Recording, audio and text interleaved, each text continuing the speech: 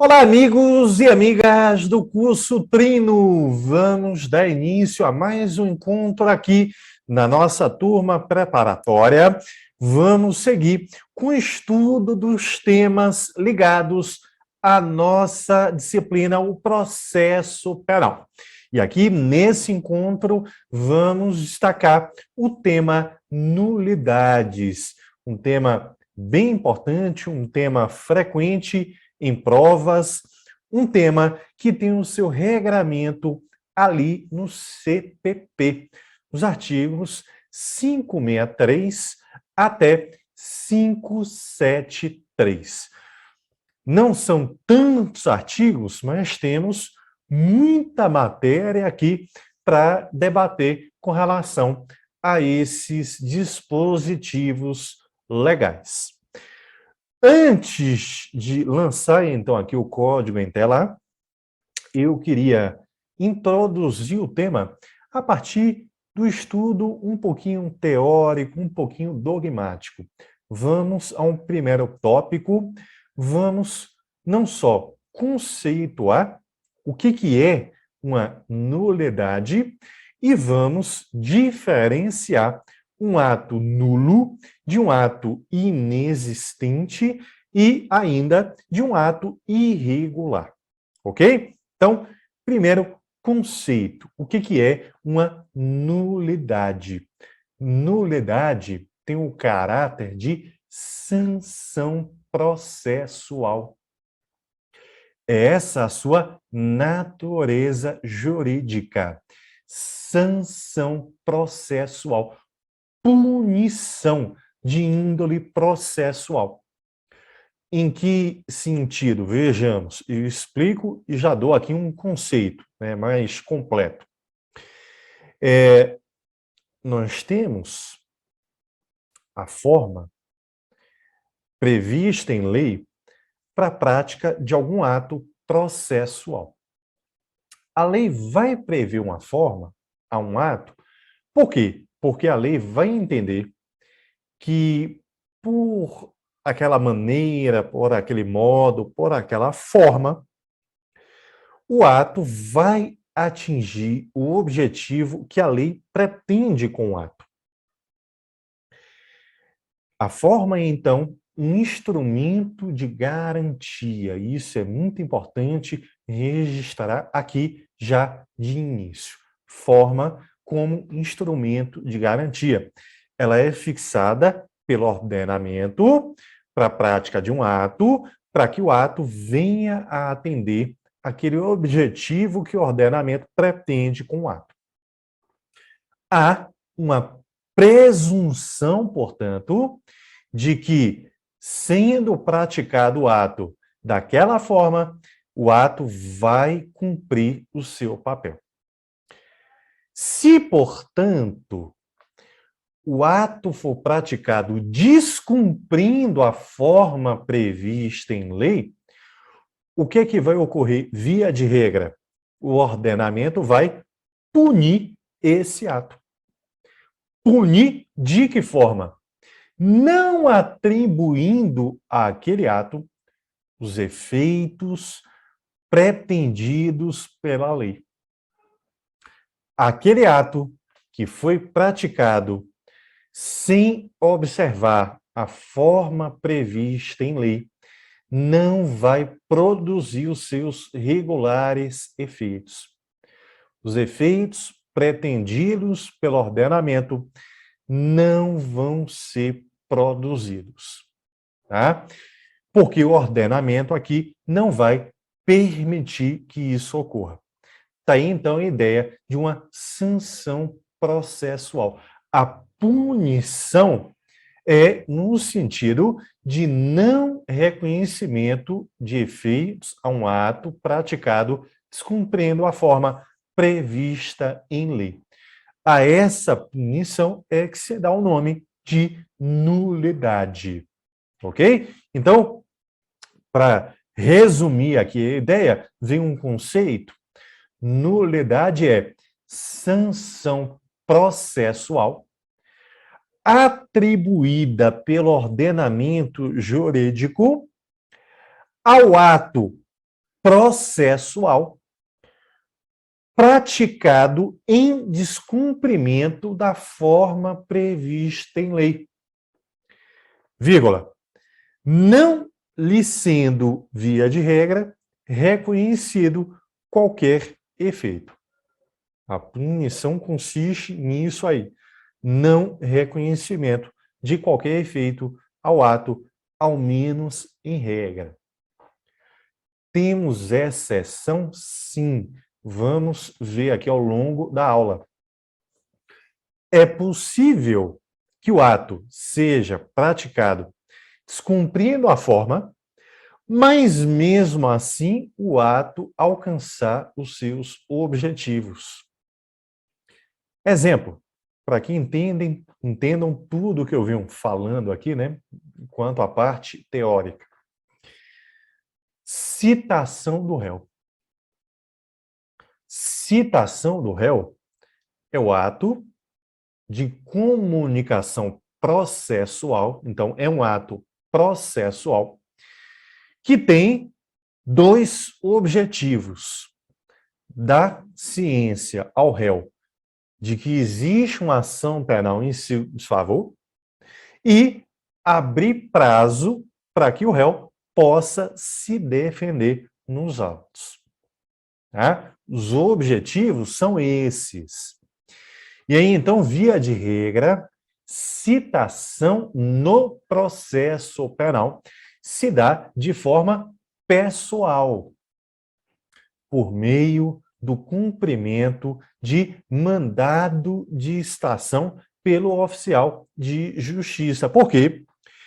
Porque o ordenamento, o CPP, presume que, daquela forma, o réu tomou conhecimento do ato, logo tomou conhecimento da ação penal ajuizada em seu favor e, com isso, está em condições de se defender nos autos. Então, via de regra, a citação é pessoal. Agora, vamos supor que, por algum motivo, algum erro daquela vara criminal, o réu ele foi citado por edital. Ele tinha endereço certo, conhecido, sabido. Ele não se escondia para não ser citado. Houve um erro. E o juízo criminal citou o réu por edital. Bom, via de regra, nós temos aí uma nulidade, que até, vamos ver, é uma nulidade absoluta. Citação está intimamente ligada a direitos fundamentais do réu, a princípios constitucionais, contraditório e ampla defesa. Então, haveria uma nulidade absoluta. No entanto, o que é que ocorreu? O réu, mesmo citado por edital, ele comparece aos autos e ele encaminha a sua defesa escrita no prazo fixado em lei. Houve algum prejuízo a esse réu? Não. Qual era o objetivo, ou quais eram os objetivos do ato? Informar o réu de que havia uma ação em desfavor e abrir prazo para que ele se defendesse. Tudo isso acabou ocorrendo? Sim, sim. A forma foi descumprida. Os objetivos do ato, no entanto, foram alcançados. Não há que se reconhecer nenhuma nulidade. Até porque, vamos ver, já é até o primeiro artigo aqui que abre o regramento de nulidades. Vamos lançar em tela.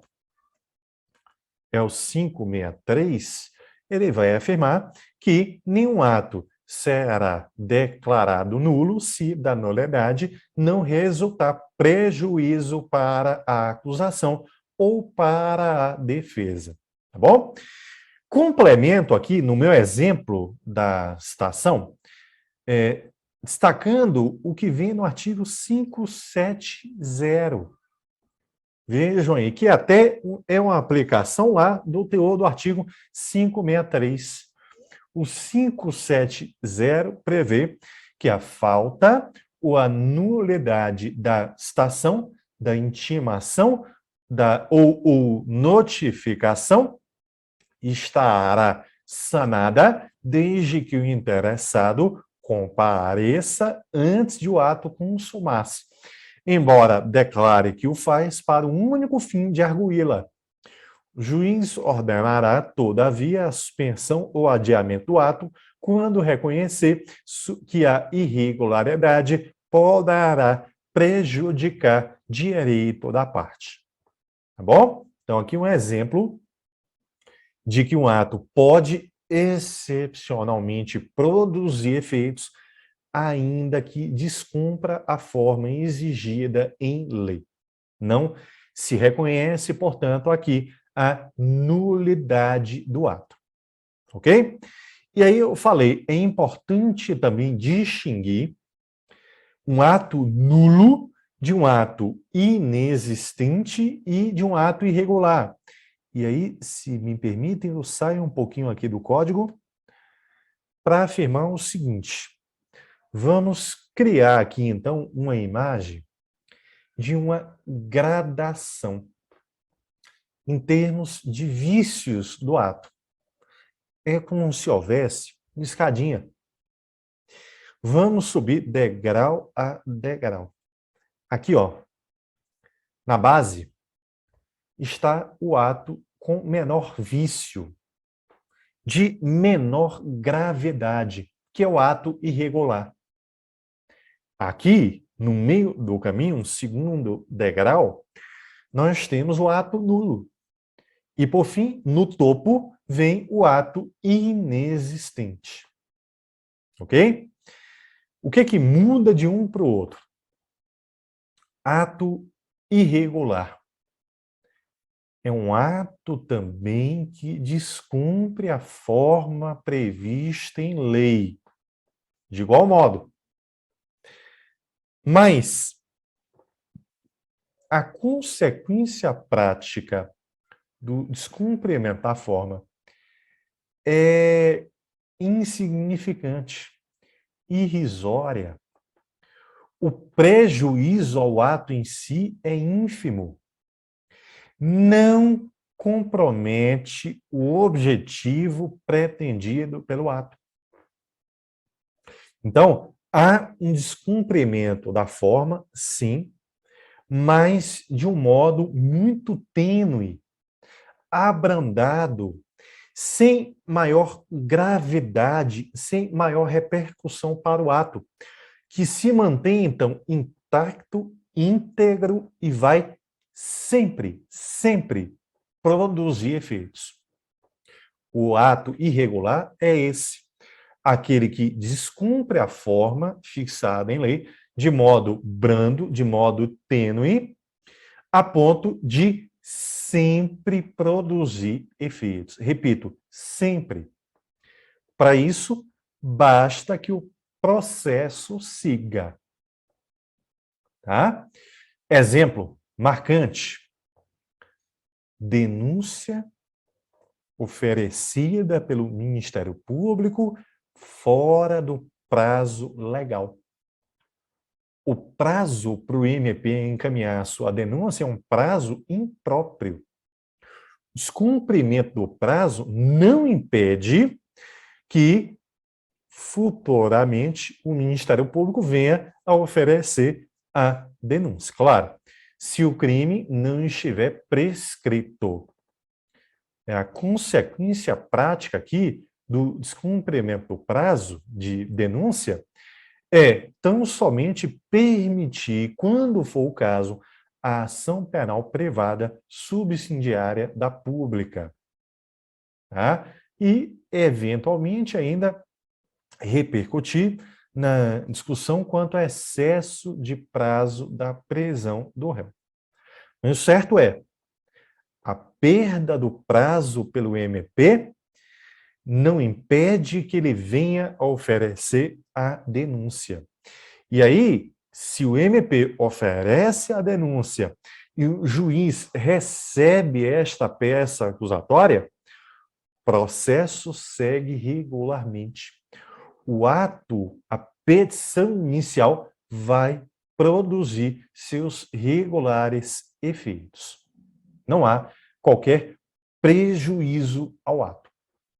Tá bom? Tá aí, então, exemplo de um ato irregular.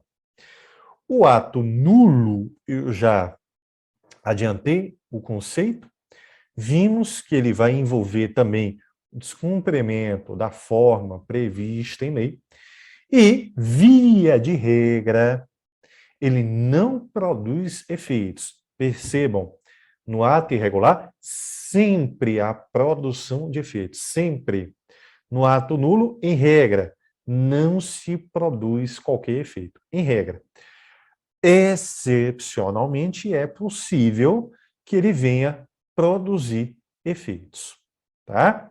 E, por fim, lá no topo, o ato inexistente, que é um ato que vai descumprir a forma exigida em lei de modo tão grave, com amplíssima repercussão, que este ato sequer vai ingressar no mundo jurídico.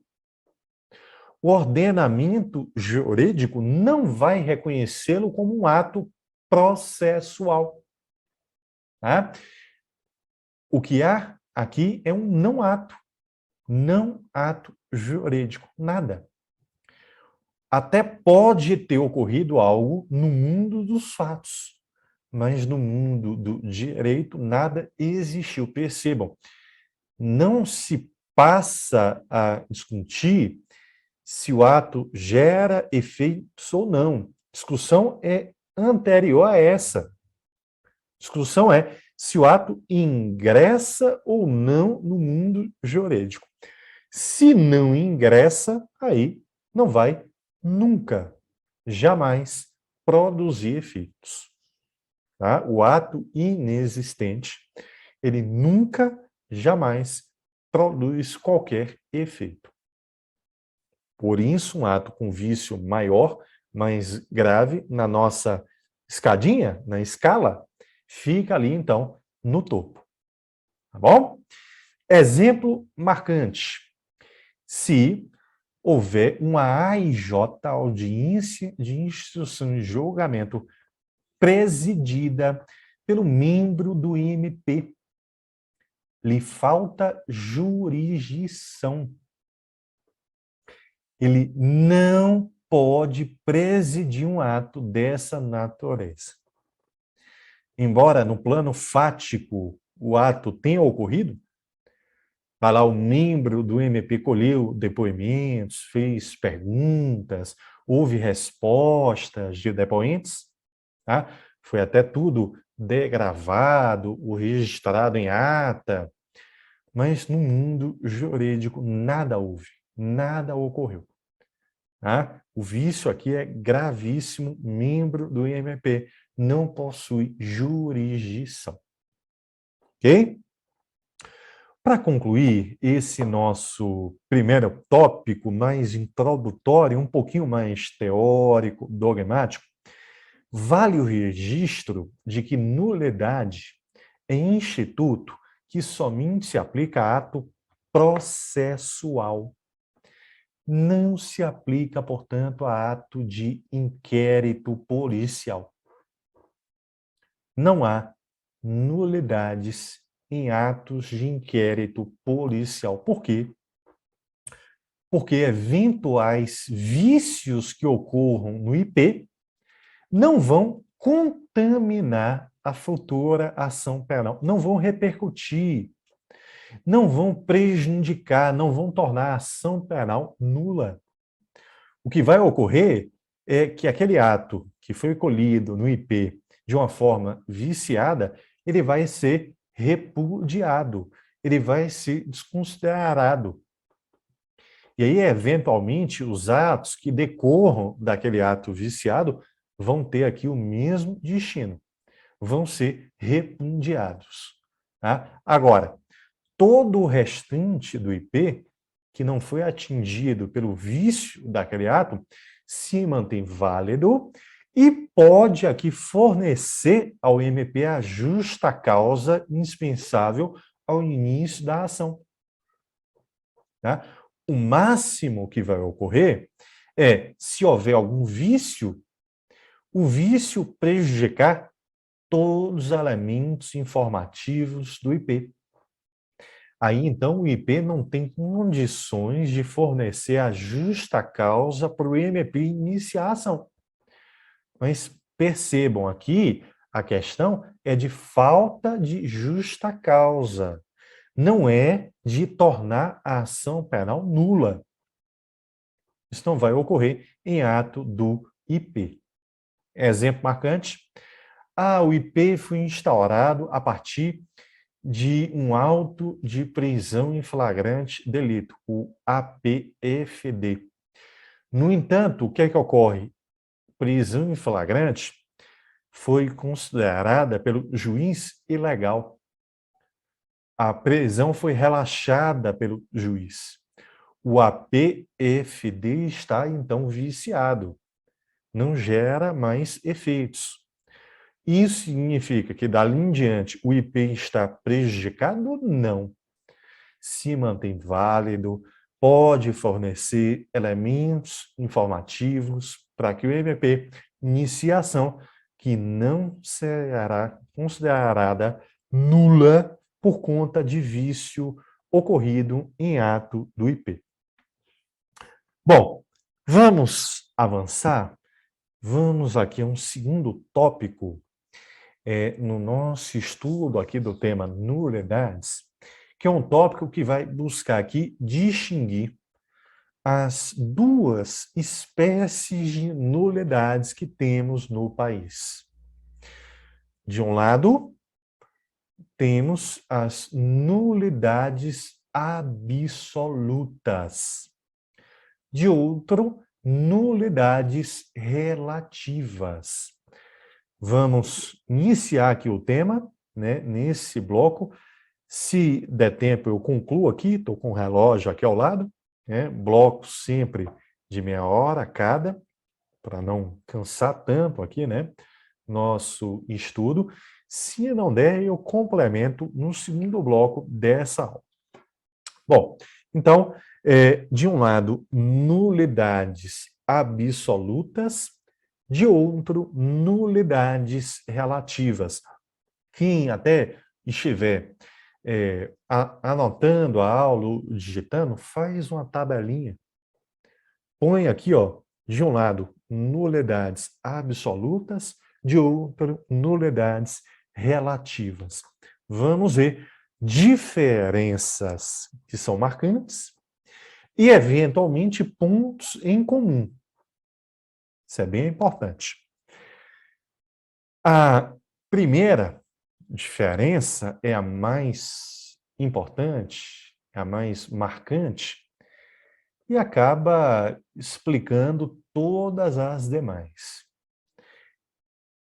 Uma nulidade é absoluta quando descumpre norma constitucional. Então, aqui, ó, na tabela, né?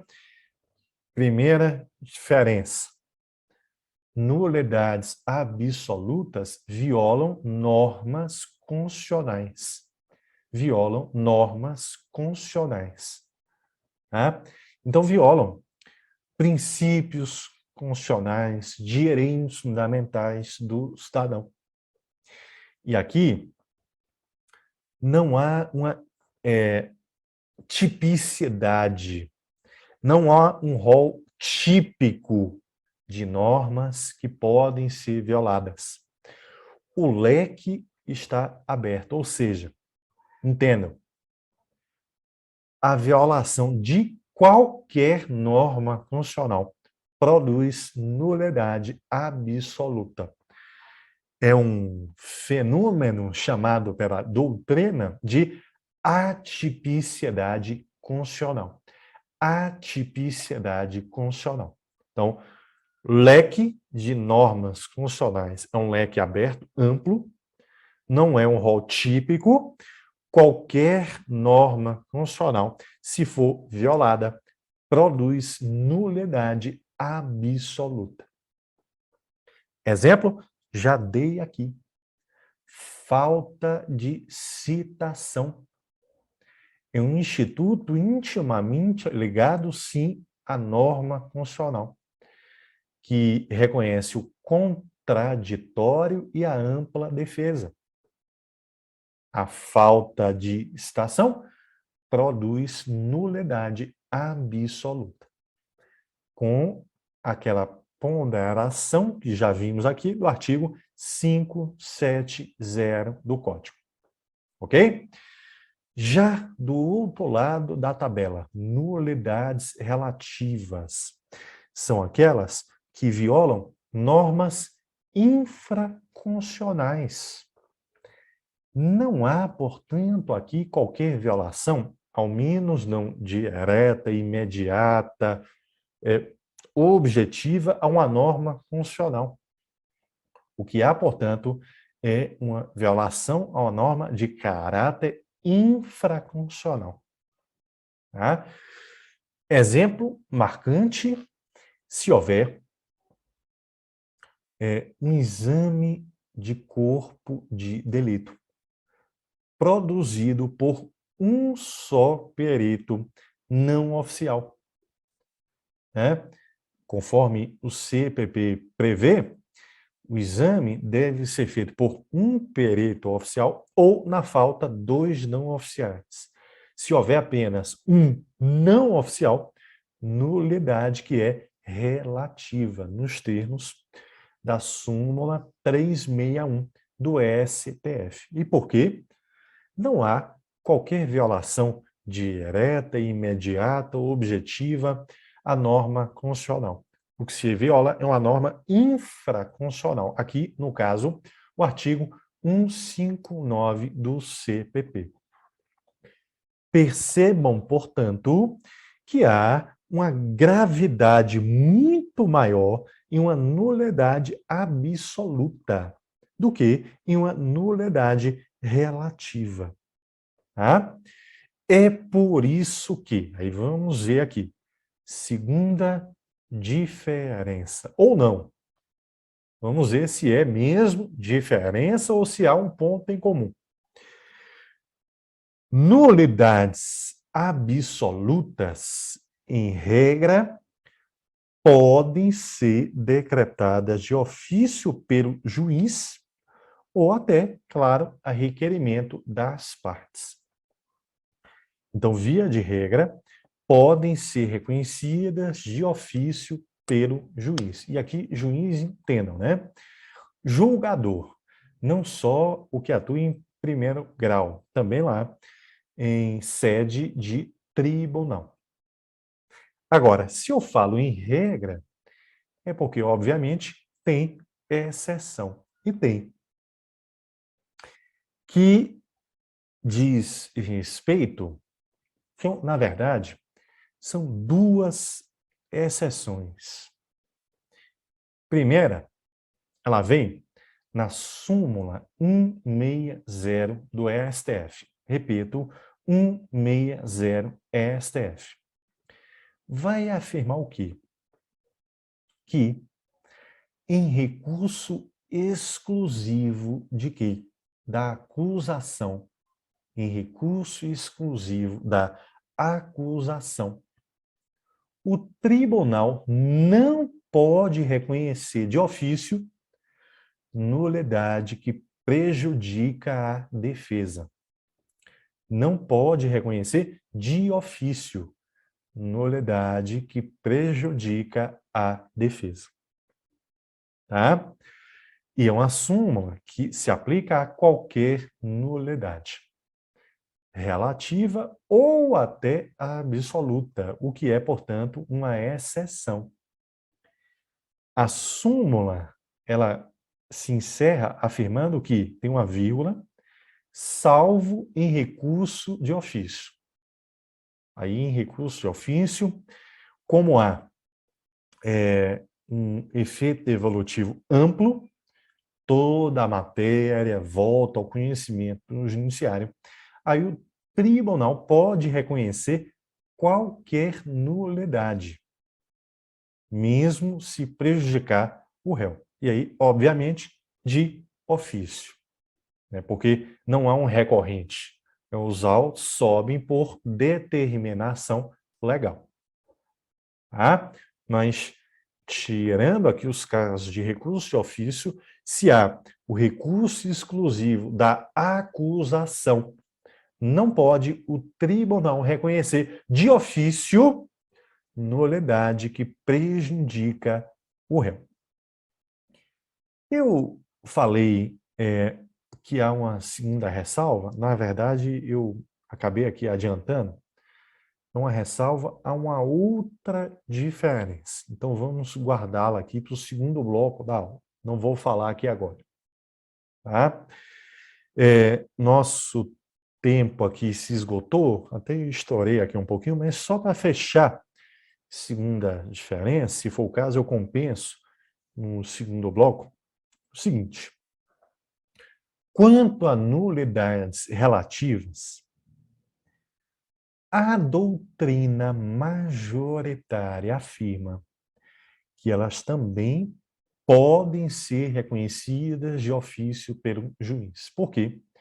Porque vão envolver sempre matéria de ordem pública. Tá? Então, aqui, para a maioria da doutrina, haveria, na verdade, um ponto em comum. Não seria propriamente uma diferença. Relativas também poderiam ser reconhecidas de ofício pelo juiz. Mas eu afirmo isso aqui para registrar que existe uma corrente minoritária afirmando que as relativas somente podem ser reconhecidas a requerimento das partes. Não poderiam ser reconhecidas de ofício pelo juiz. Tá bom? Mas, repito, para a maioria, aqui há um ponto em comum: absolutas e relativas podem ser reconhecidas de ofício também pelo juiz. Bom, eu vou seguir aqui com a tabelinha, mas vou deixar o restante do tema para o segundo bloco aqui dessa aula, e lá também vamos caminhar e vamos concluir o tema nulidades. Tá bom? Então eu encerro esse bloco aqui, vamos seguir com o estudo do nosso próximo bloco.